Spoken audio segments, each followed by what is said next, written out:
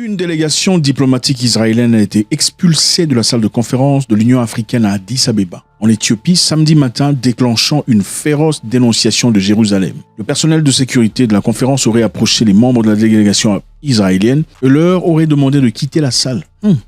Intéressant. L'équipe comprenait Sharon Bartley, directrice adjointe pour l'Afrique au ministère des Affaires étrangères, ainsi que d'autres participants. Il est entendu que l'incident a eu lieu lors de la cérémonie d'ouverture de l'événement. Le personnel de sécurité de la conférence aurait approché les membres de la délégation israélienne et leur aurait demandé de quitter la salle. Donc l'Union africaine en réunion, il y a quelques heures à peine, dans la cérémonie d'ouverture, vient de chasser, en tout cas déloger une délégation israélienne d'observation. Bon, pour ceux qui savent, l'Union africaine est justement l'endroit où les gens se réunissent, nos leaders africains, pour des correspondances et des discussions relatives au progrès du continent. Et une délégation israélienne est venue comme observatrice de ce projet.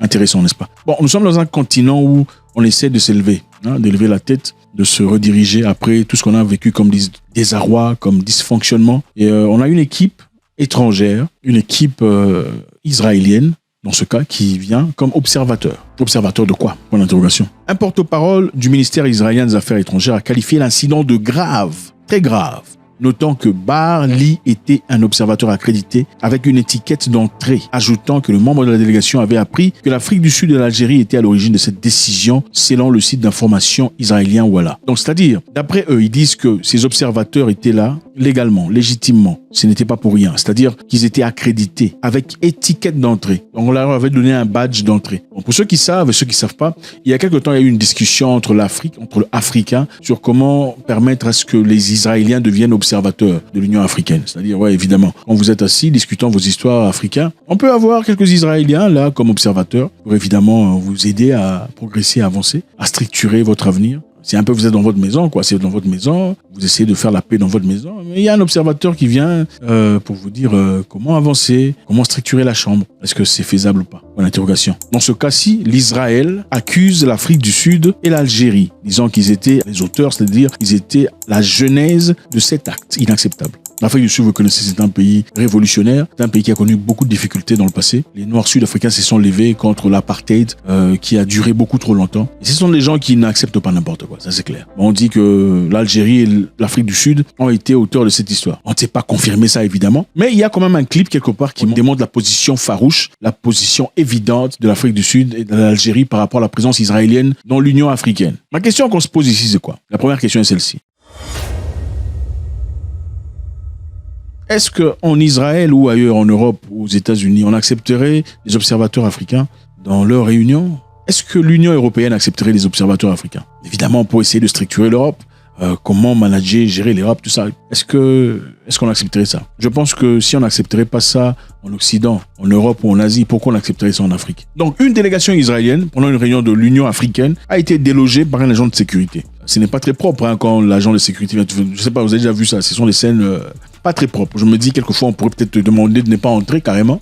C'est plus propre, n'est-ce pas? Quand tu arrives à la porte, on dit non, monsieur, vous ne pouvez pas entrer. Ça fait beaucoup plus propre qu'on vienne te chercher pendant que tu es assis pour te demander de sortir. Je ne sais pas si c'était fait exprès ou pas.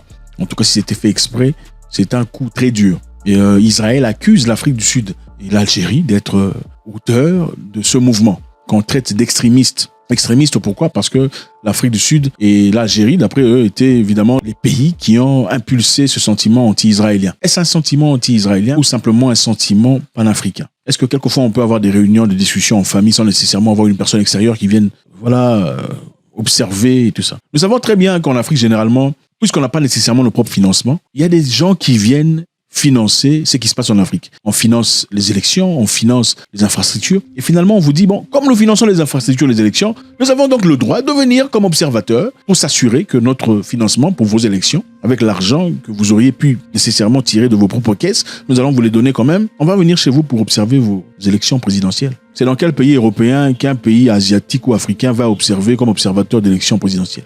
Nulle part. C'est seulement en Afrique où vous verrez des gens extérieurs venir observer comme observateurs. Je ne sais pas sur quelle autorité morale, quelle plateforme de moralité, je me demande. Comment ça se fait, on dit ici qu'ils ont des cartes d'entrée? Comment est-ce possible? Mais est-ce que Israël avait tort? Parce qu'on dit ici qu'un porte-parole du ministre israélien de l'affaires étrangères a qualifié l'incident de grave, notant que Bar-Lee était un observateur accrédité avec étiquette d'entrée. L'observateur était accrédité, donc accepté avec étiquette d'entrée. Qui l'a accrédité? Qui l'a donné l'étiquette d'entrée? Il avait un tag, l'étiquette d'entrée, c'est-à-dire que quelqu'un lui a donné. Ça veut simplement dire qu'il y a quelque temps, il y a eu une discussion sur devrait-on accepter Israël comme observateur en Afrique ou pas.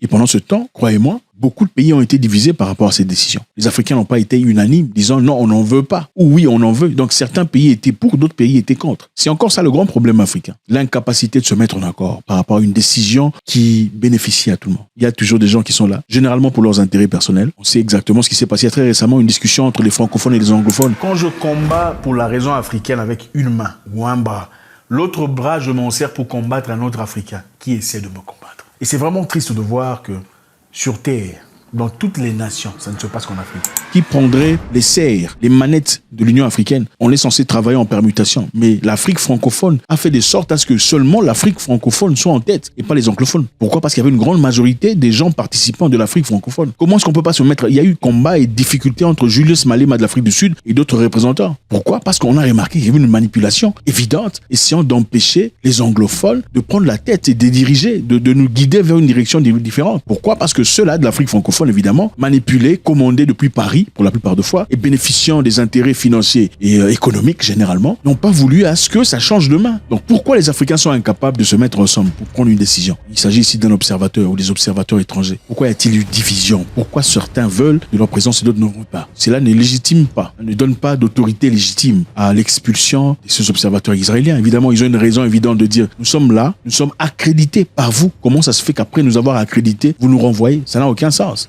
N'est-ce pas? Ça n'a aucun sens. D'autre part, l'Afrique a-t-elle pas besoin d'indépendance? On rentre en arrière un tout petit peu. Vous savez, il y a quelque temps, l'Afrique a été offert le bâtiment de African Union par la Chine. C'est la Chine qui a construit. C'était un cadeau de la Chine aux Africains. Normalement, pendant qu'on a créé cette histoire, l'objectif était de contribuer, de faire des cotisations par chaque pays. Cotisations permettant à ce qu'il y ait assez d'argent pour qu'on puisse avoir une organisation libre et indépendante. Mais pendant ces cotisations, laissez-moi vous dire, beaucoup de pays ne contribuent pas. Évidemment, comme beaucoup d'Africains qui se respectent, vous leur donnez de l'argent, il y a difficulté de rembourser. Généralement, vous êtes en brocante, vous êtes en discussion. Quand il faut mettre de l'argent, les gens ne mettent pas il y a toujours des promesses. C'est exactement ce qui se passe à la tête de nos nations. Quand il faut emmener l'argent, développer une communauté, une organisation forte et libre, financièrement, économiquement, ils ne sont pas là pour contribuer. Alors, la Chine est venue, a dit, je veux vous offrir ce bâtiment. En offrant le bâtiment, très beau bâtiment, évidemment, on a dit Addis Abeba. Qu'est-ce qui s'est passé ensuite? Après quelques investigations, quelques temps plus tard, on a réalisé que les installations qui étaient sur place, informatiques, renvoyaient chaque soir des données partant d'Addis Abeba à une ville en Chine, chaque soir. C'est-à-dire, les ordinateurs, les serveurs, les réseaux, ça envoyait des données, des informations de tout ce qui se passait dans ce bâtiment en Chine, chaque soir. Le réseau a été hacké et partout dans le bâtiment, il y avait des microphones